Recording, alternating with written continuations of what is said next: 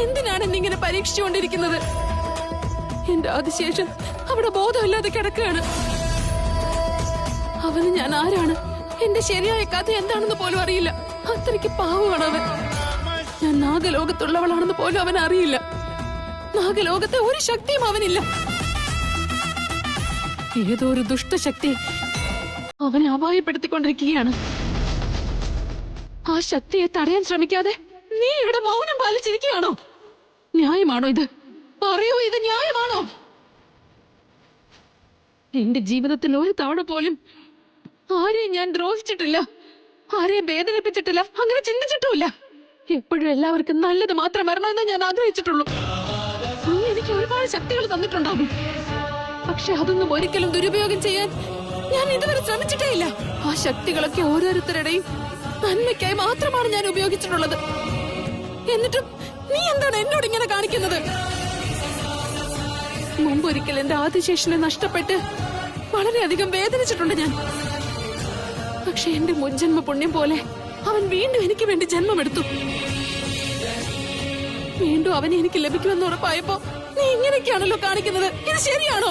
എന്തിനാണ് ഇങ്ങനെ ചെയ്യുന്നത് മഹാദേവ?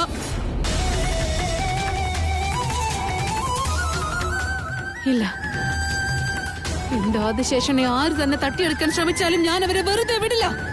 എന്റെ ആദിശേഷനെ ഞാൻ എഴുന്നേൽപ്പിക്കും, അവരെ ഞാൻ രക്ഷിച്ചിരിക്കും.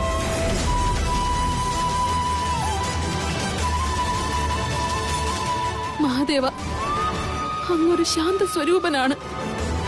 ദുഷ്ടശക്തികളെ നിഗ്രഹിക്കാൻ കഴിവുള്ള സംഹാരമൂർത്തിയാണ്. ഈ സമയത്ത് നീ ശാന്തനായിരുന്നാൽ ഒന്നും നടക്കില്ല. നീ സംഹാരമൂർത്തിയാവണം.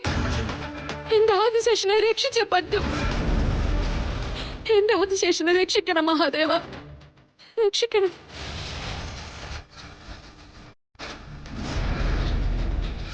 ഓം നമഃ ശിവായ.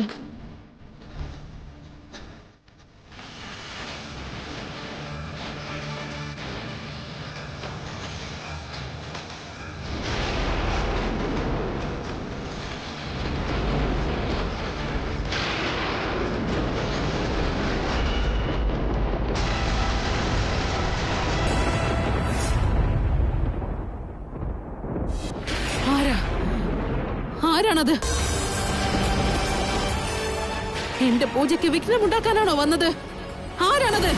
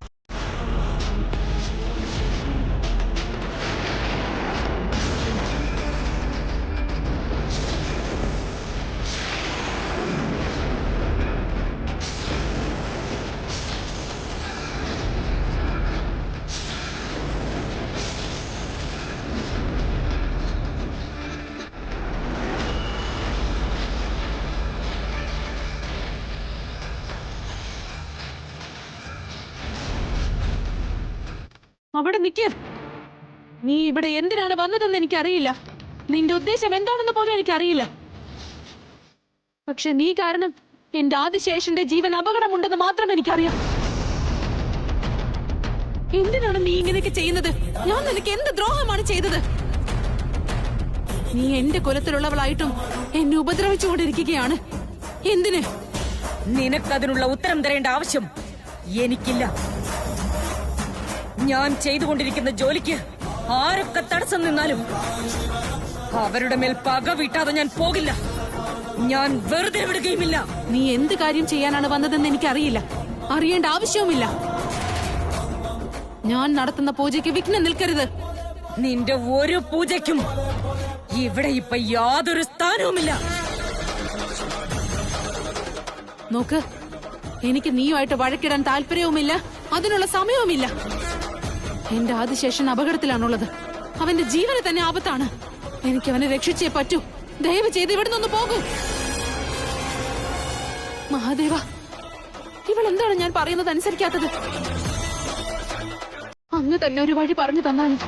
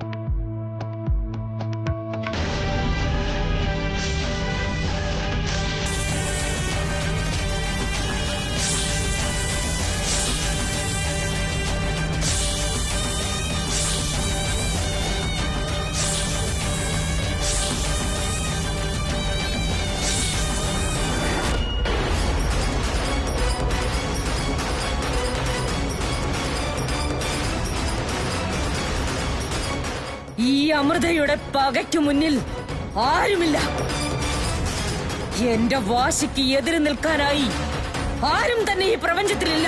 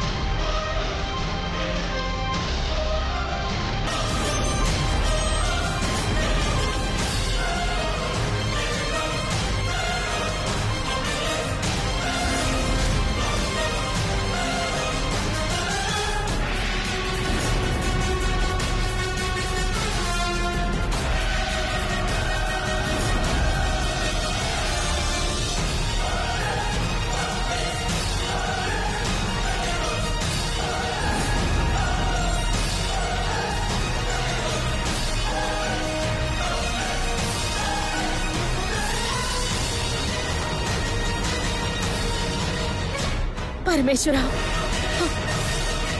ഞാൻ എന്തൊരു തെറ്റാണ് ചെയ്തിരിക്കുന്നത്? ശിവാനി എന്നെ പോലെ തന്നെ നാഗമാണിക്യം തേടി ഈ ഭൂമിയിലേക്ക് വന്നവളാണ്. അവളെ ഞാൻ ഒരുപാട് കഷ്ടപ്പെടുത്തി. നാഗലോകത്തിന് തന്നെ ദ്രോഹം ചെയ്തതുപോലെയായല്ലോ ഈ എന്റെ പ്രവൃത്തികൾ. പരമേശ്വര, എന്നോട് പൊറുക്കണേ, എന്നോട് ക്ഷമിക്കൂ.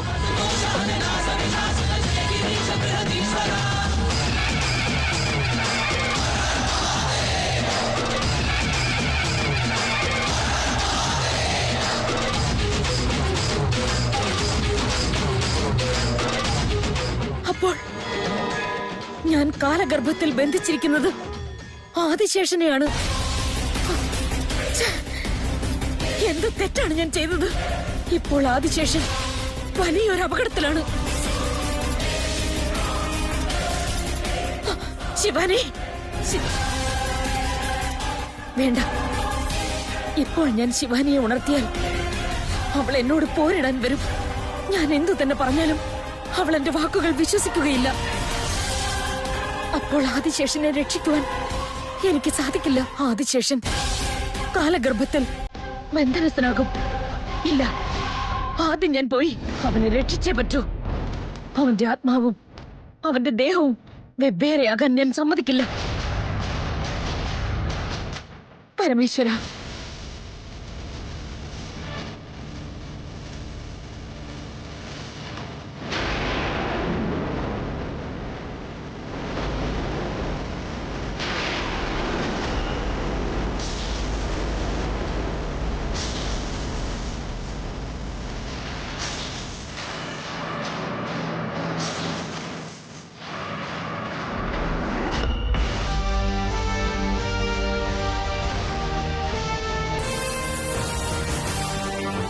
ആദിശേഷ, ദയവ് ചെയ്ത് എന്നോട് ക്ഷമിച്ചാലും. ഞാൻ കാരണം വലിയൊരു തെറ്റ് സംഭവിച്ചിരിക്കുന്നു. നിനക്ക് ഇങ്ങനെയൊക്കെ സംഭവിക്കണമെന്ന ഉദ്ദേശം എനിക്കുമുണ്ടായിരുന്നില്ല. ആ ദുഷ്ടമനുഷ്യരുടെ വാക്കുകളിൽ ഞാൻ മയങ്ങിപ്പോയി. നീ ആദിശേഷന്റെ മറുജന്മമാണെന്ന് എനിക്കറിയില്ലായിരുന്നു. ശരിയായ സമയത്ത് തന്നെ ആ പരമേശ്വരൻ എന്റെ കണ്ണു തുറപ്പിച്ച് ആ മായാലോകത്തു നിന്ന് എന്നെ പുറത്തു കൊണ്ടുവന്നു. ഇപ്പോൾ നിന്നെ രക്ഷിക്കേണ്ട ഉത്തരവാദിത്വം എന്റേതാണ്. ഈ കാലഗർഭത്തിൽ നിന്നും നിന്നെ പുറത്തു കൊണ്ടുപോകാനാണ് ഞാൻ വന്നിരിക്കുന്നത്. വാ ആദിശേഷ, വാ, ഇവിടുന്ന് പുറത്തു പോകാം നമുക്ക്.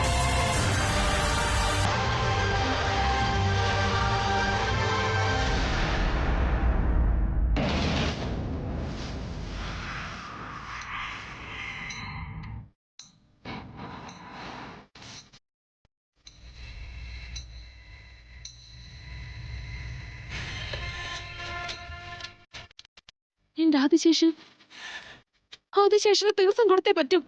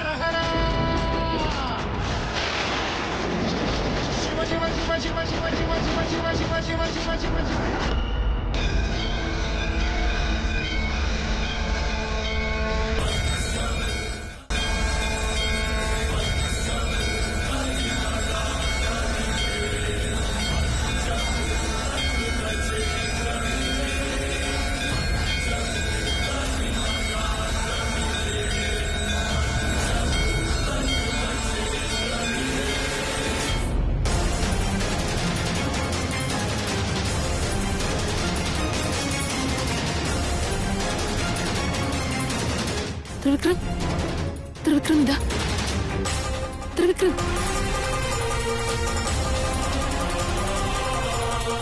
ത്രിവിക്രം, ഒന്ന് എഴുന്നേൽക്ക് ത്രിവിക്രം, പ്ലീസ്.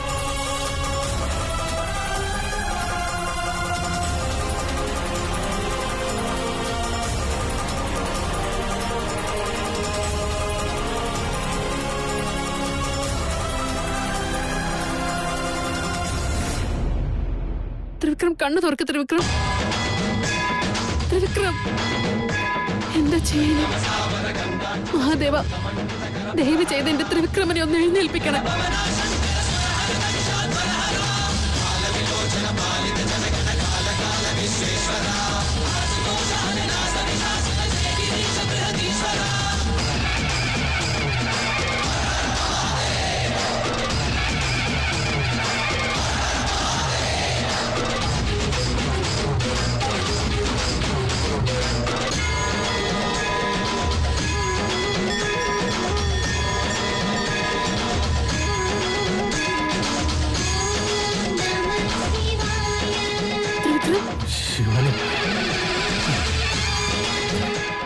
ഞാനിതിപ്പോ എവിടെയാ? എനിക്കെന്താ പറ്റിയേ? നിനക്കൊന്നുമില്ല ത്രിവിക്രം. ഒന്നും സംഭവിക്കാൻ ഞാൻ സമ്മതിക്കുകയില്ല. മഹാദേവന്റെ അനുഗ്രഹം നിനക്ക് എപ്പോഴും ഉണ്ട്. അവൻ നിന്റെ കൂടെ തന്നെ ഉണ്ടാകും. ശ്രദ്ധിച്ച്.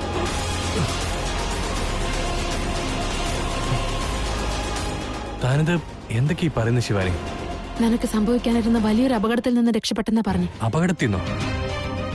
എനിക്കൊന്നും മനസ്സിലായില്ല. അതൊന്നുമില്ല ത്രിവിക്രം. നിനക്കൊന്നും സംഭവിച്ചില്ലല്ലോ. എനിക്കത് മാത്രം മതി. നമുക്കിപ്പോ വീട്ടിലേക്ക് പോകാം. വാ. ഹലോ, അപ്പൊ തൃശ്ശൂല്? അവൻ എത്തിക്കോളും. നമ്മളിവിടെ അധിക നേരം നിൽക്കുന്നത് നല്ലതല്ല. വാ, വീട്ടിലേക്ക് പോ. വാ. അല്ല ശിവാനി. വാ ത്രിവിക്രം.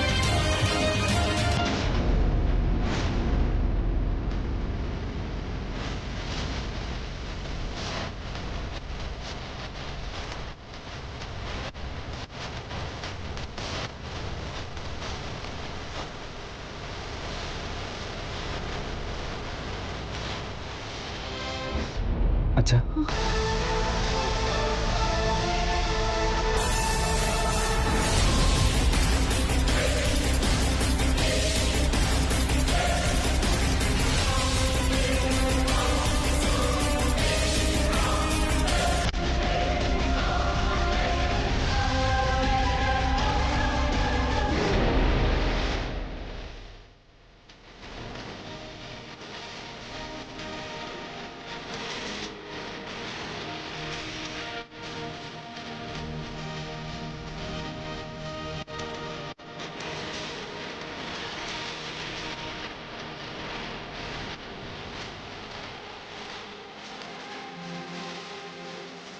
തൃശ്ശൂർ, നിനക്കൊന്നും പറ്റിയില്ലല്ലോ അല്ലേ?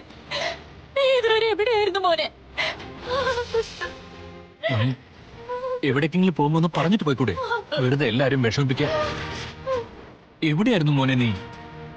അച്ഛൻ ഞാനിതൊരു കാട്ടിലായിരുന്നു. എന്ത് കാട്ടിലോ? അവിടെ എന്തിനാ പോയത് നീ? എനിക്കറിയില്ല അച്ഛൻ, എന്തൊക്കെ അവിടെ സംഭവിച്ചെന്ന് എനിക്കറിയില്ല. എനിക്കൊന്നും ഓർമ്മയും കിട്ടുന്നില്ല. അവിടെ എന്റെ കൂടെ വേറെ ആരൊക്കെയോ ഉണ്ടായിരുന്നു. തൃശൂൽ, നിന്നെ ആരും ഉപദ്രവിക്കൊന്നും ചെയ്തില്ലല്ലോ അല്ലേ? ഇല്ല മുതലാളി, എന്നങ്ങനെ ആരും ഒന്നും ചെയ്തിട്ടില്ല. ആണല്ലേ? ഇതെന്താ ഇങ്ങനെ ഒരു കഥ? അമൃത ഇവനെ ഒന്നും ചെയ്തില്ലേ? ഗുരുക്കളും ഇവനെ എന്തോ ചെയ്യുമെന്നാണല്ലോ പറഞ്ഞിരുന്നത്. എല്ലാം കള്ളമായിരുന്നു. ഛേ.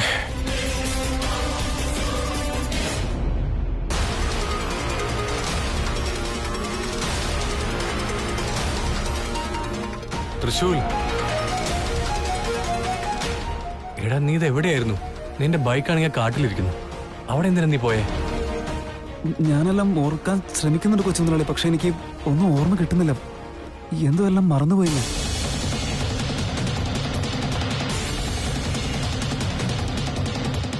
അതൊക്കെ വിട്ടുകളമറേ. എന്തായാലും നീ തിരിച്ചു വന്നല്ലോ, അതും ഒരു കുഴപ്പമില്ലാതെ. തൃശ്ശൂൽ, ഇനി നീ ഒറ്റയ്ക്ക് പുറത്തേക്ക് പോവാനേ പാടില്ല. ഓക്കെ? അവൻ മാത്രമല്ല, നീയും അതെ. കുറച്ചു ദിവസം വീട്ടിൽ തന്നെ ഇരുന്ന് റെസ്റ്റ് എടുക്ക്. ഓക്കെ മാഡം, എങ്ങോട്ടും പോകുന്നില്ല.